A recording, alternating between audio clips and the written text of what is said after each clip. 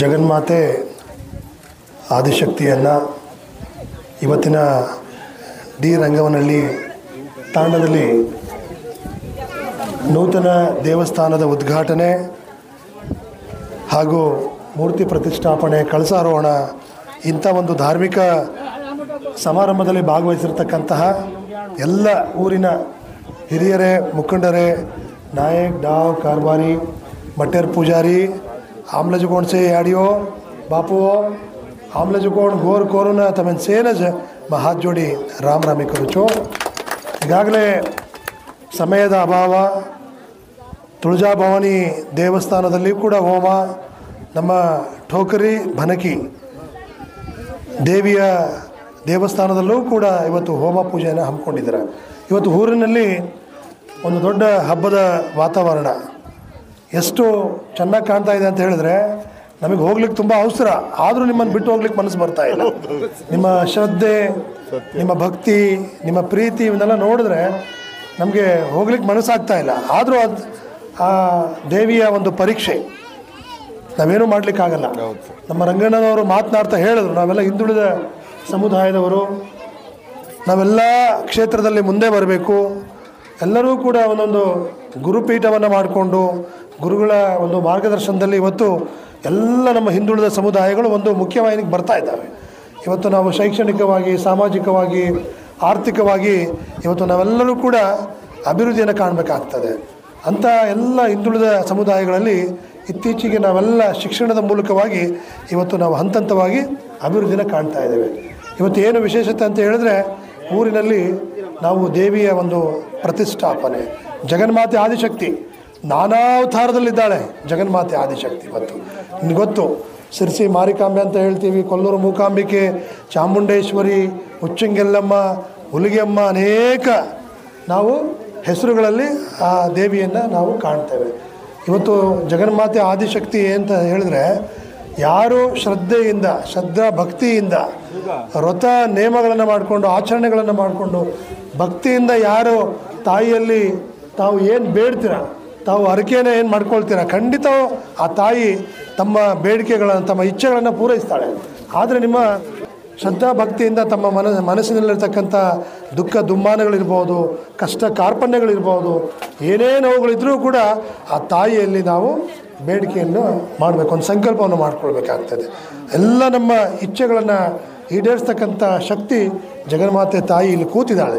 ತುಳಜಾ ಭವಾನಿ ಠಕರಿ ಬನ್ಕಿ ಅಂತ ಹೇಳಿದ್ರೆ ಭಾಳ ದೊಡ್ಡ ಇತಿಹಾಸ ಇದೆ. ನಮ್ಮ ಬಂಜಾರ ಸಮಾಜದಲ್ಲಿ ಭಾಳ ಇತಿಹಾಸ ಇದೆ, ಭಾಳ ಜನಕ್ಕೆ ಗೊತ್ತಿಲ್ಲ. ಟೋಕರಿ ಬನ್ಕಿ ಅಂದರೆ ಭಾಳ ಜನಕ್ಕೆ ಗೊತ್ತಿಲ್ಲ. ಅವ್ರದ್ದು ಇಬ್ಬರು ಸಹೋದರಿಯರು, ಅಕ್ಕ ತಂಗಿ. ನಮ್ಮ ಹೂವಿನಡಗಲಿ ತಾಲೂಕಿನಲ್ಲಿ ಬರ್ತದೆ.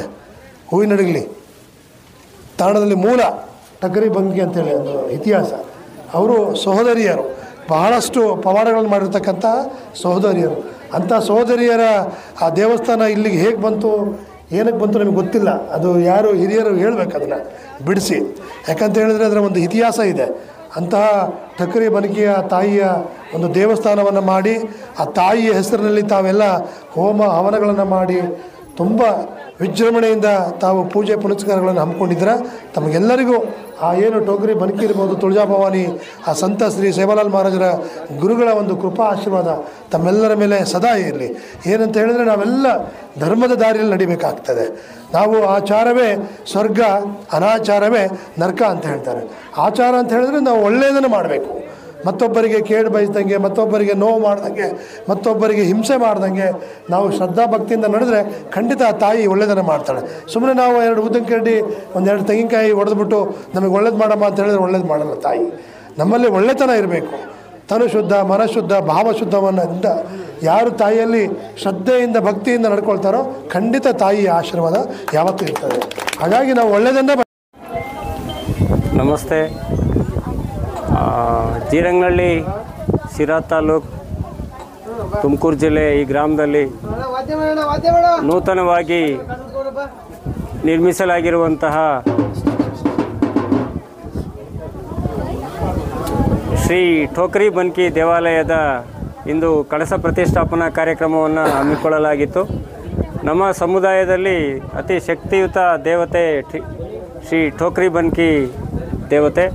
ಈ ದೇವತೆಯ ಕಳಸ ಪ್ರತಿಷ್ಠಾಪನಾ ಕಾರ್ಯಕ್ರಮವನ್ನು ನಮ್ಮ ಸೇವಾಲಾಲ್ ಸ್ವಾಮೀಜಿರವರು ಈಗ ತಾನೇ ಬಂದು ಉದ್ಘಾಟನೆ ಮಾಡಿ ಹೋಗಿದ್ದಾರೆ.